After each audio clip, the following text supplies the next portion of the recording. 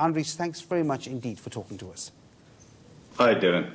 Well, the Group 5 story, I mean, that really was a confirmation that it's going to take a lot of work and economic growth to get this construction sector up again. You would agree?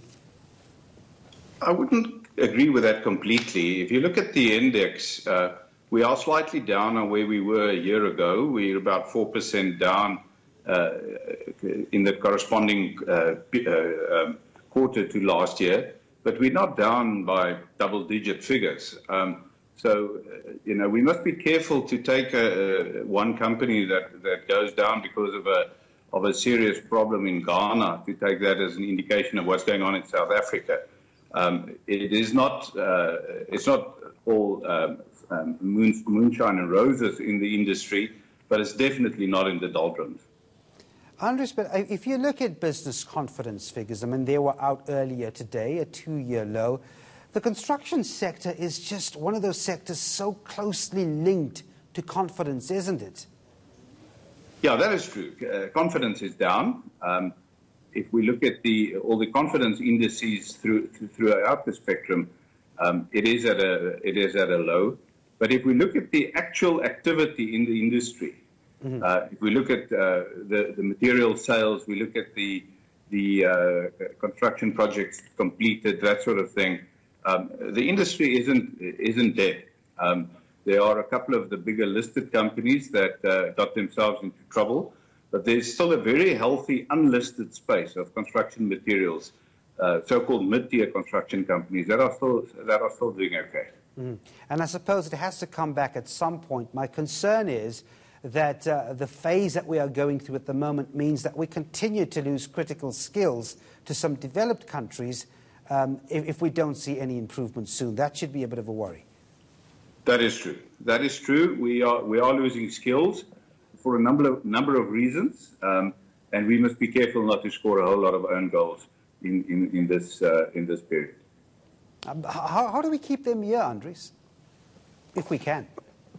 Well, I think firstly we must be careful in terms of from a government perspective, in terms of policy and rules that are enforced on construction companies and things like that. Make it easier for them to keep the skills here. Secondly, we need, as a country, we need to lift our heads. We tend to focus so heavily on the negatives, and if we keep on focusing on the negatives, we cannot expect the economy to improve. In the end, the economy is driven by sentiment, and the sentiment gets drawn down by all the negative news. But I do think we must start looking for those positive green shoots, start highlighting them, and start focusing on growing the economy.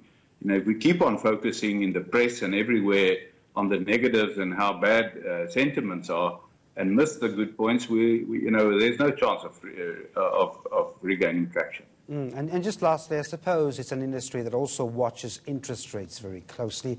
High interest rates wouldn't really help the sector, would it? No, it wouldn't. No, it wouldn't. Yeah, in what way? Because, of course, you would also see if the rand's weaker, then, of course, the chances of interest rates going up is higher. So, both interest rates and rand really is supportive or influential on the sector. Yeah, the interest rates obviously are very closely linked to investment confidence and influences the feasibility of projects. Yes, the rand has a direct impact on that. So, but on the other hand, it is also cheaper for foreign investors to invest, especially in our mining industry, and where we have a strong resource phase at the moment. We can attract investors, and we must just focus on those positives.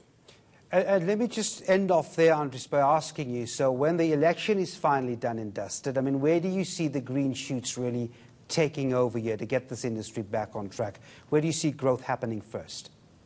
Well, I think if we can get confidence back, we as a company went through a whole lot of interviews with our customers, and there are many of especially of the residential property developers who are ready to move. Everything is in place. They just want to see what's going to happen on a political front.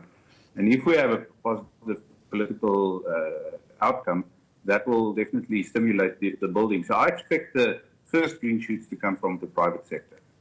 All right, Andries van Heerden, CEO of Afrimat, thanks very much indeed.